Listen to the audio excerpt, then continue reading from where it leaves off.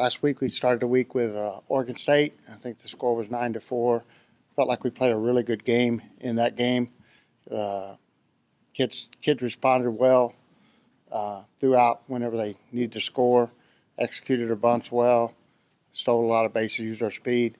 Trying to learn to win the games in different ways, and I thought the Oregon State game, they showed our versatility where we could use our speed to create and then put the game away late and withheld a run. Then we had Florida come in.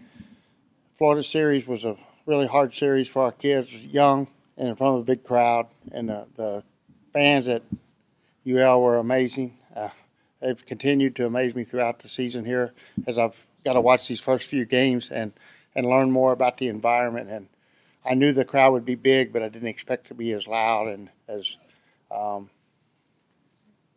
intimidating, I guess would be a word for an opponent. But even to our kids, I think it's to some degree the getting used to that and playing in that big stage environment with the bright lights. And it was hard on some of the young kids, I think. And we played really well for 5 innings. I think it was 0-0 after 5. And then we had brought Trahan in the 4th. I thought Casey Dixon pitched outstanding early. Trahan pitched very, very well, but eventually got the 2-run homer. We took her out immediately, put Dixon back in, and I think they had a walk and then a home run off her. But overall, I thought she had a tremendous effort for a freshman pitcher in that situation. And we lost that game 5-4. We just couldn't get anything going offensively. Barnhill, I think, struck out 7 the first game. I thought the kids saw her pretty well. She's one of the top pitchers and obviously the best pitcher we'd faced so far this year. And I thought they actually handled her pretty well. But we didn't get the results we wanted. So game 2, we let that game get away early. We started another freshman. My idea of thinking was I wanted to start both freshmen just to get a feel for it. I want to make sure we don't overlook anybody on our staff that can help us. And both Kerry Boswell and Casey Dixon showed outstanding moments in the preseason and in the early season. And I thought it was a good test for them to go out against a top team like that and really get a feel. And in all honesty, I might have put both freshmen in a little bit better tougher spot than what you should at that point in the season. But I thought it would allow us to see what they could bring to our ball club throughout the season. And then at the same time, we could rest Kylie Joe a little bit this weekend. She obviously threw a lot of innings last week. And we'd used her on Thursday night against Oregon State. Also, I wanted to save Summer. I think Summer pitches better with a few days rest and when her arm's fresh. And we threw her Thursday night in the start against Oregon State, and I thought it would be beneficial to wait till Game 3 on Sunday before I showed her to Florida. And she was outstanding in Game 3. Give up 2 runs in the second inning, I believe, and we come back and scored in the third, 2-2, and it went that way, I believe, until the top of the 11th when Florida scored 1. And then we were able to, we had a great at-bat from Kara Grimion. I think she fouled off 8 or 9 pitches. Or 9-pitch at bat, something like that, and then had a really good base hit up the middle. And then our freshman Cassidy Shomo, who's just an outstanding talent and very young in her career, and will get better and continue to improve. And I think she's going to be a great player before she leaves Louisiana. And she's really going to be an outstanding player, and I think she showed a glimpse of what she can bring to our program in the next 4 years when she got the walk-off hit, obviously, in the 11th, which was a monumental hit for us. Summer was outstanding. I think the pitch count was 185 pitches she threw, and she was in total control the whole game. We asked her to throw strikes. One of the keys to beating Florida is it's a fine line. You can't throw it down the middle. You have to work the corners, but you have to control the zone. And she did that. She only allowed 6 walks, and a couple of those were kind of semi-intentional walks. But she was very much in control of the game and just kept giving us chances to win over and over. And finally, we were able to take advantage and get the game put away. Coach, can you talk about the emotions of that walk-off? That was huge. It was really an exhausting week for me personally, and I'm sure for our players. And so throughout the weekend, just you become a little bit more drained. You don't sleep well at night, and then in that game when we finally give up the third run and got behind 3-2, that in itself was draining. And with Kara, I thought just kept battling and kept battling. I loved what she was doing when she was fouling off pitches, and I thought when she sees a pitch, she's going to hit it, and she did. And then the one thing about Cassie Shomo is she's a player that goes for it. And her first swing, she swung and missed, but I thought it was an absolutely tremendous swing. It was she really got a good cut at the ball, and I thought she's in a good place. She's wanting to do something. I felt like she was mentally in a really good place, trying to hit the ball well, wasn't intimidated by the moment. Right before she went to the bat, I walked up and said, "Hey, just have fun. This is softball. It's not anything more than a game.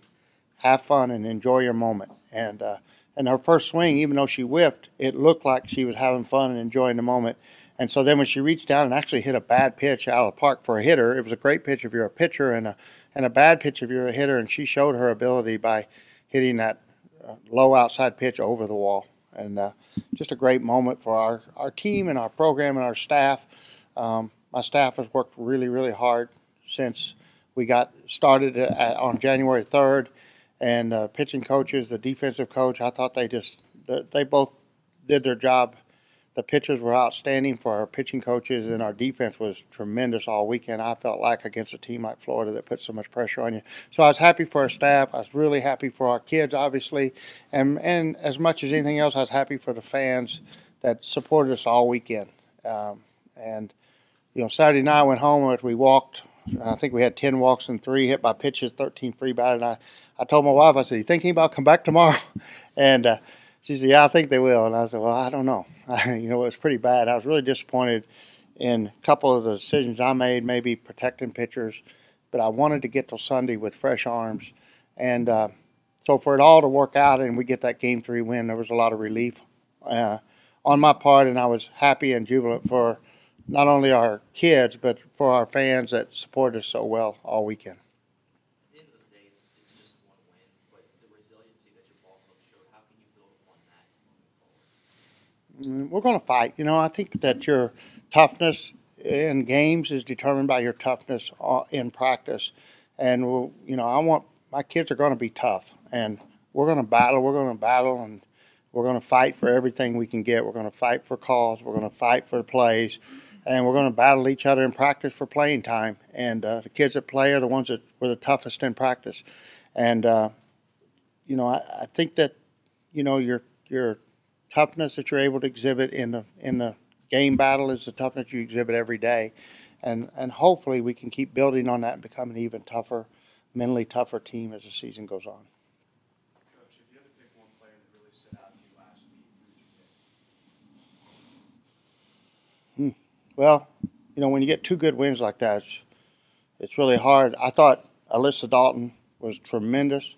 Summer was tremendous. Kara Grimion was tremendous. Kylie Joe had some really good moments closing out the Oregon game, and then I thought she pitched really good. It was just too good of performances to single out one individual player. I thought we had several key players stepped up, which is what gave us the opportunity to win. How big was it after Florida gets the 2 yesterday for Alyssa to come back, get the base hit, to get you back, get you rolling? Yeah, she's just a great player. I've said all along, and I've coached some really good players at Georgia and Texas A&M and in the pro leagues. And Alyssa Dalton is one of those really special talents that just plays at a high level of confidence. And we're going to see a lot of special things by her these next 3 years. And it was important for her to have success, but it's also important for our team because by her having success, it bleeds over to the other players and gives them confidence. So I thought it was a really critical moment when she got those 2 huge RBIs and get us right back tied up 2-2 and make it 0-0 game again. Talked a little bit about the defense earlier, but I think you turned 4 double plays. For a pitcher in a circle to know that she's got that caliber defense behind her, how big can that be for their confidence? It's huge. How many double plays we turned yesterday? 2 yesterday and 3 the game before.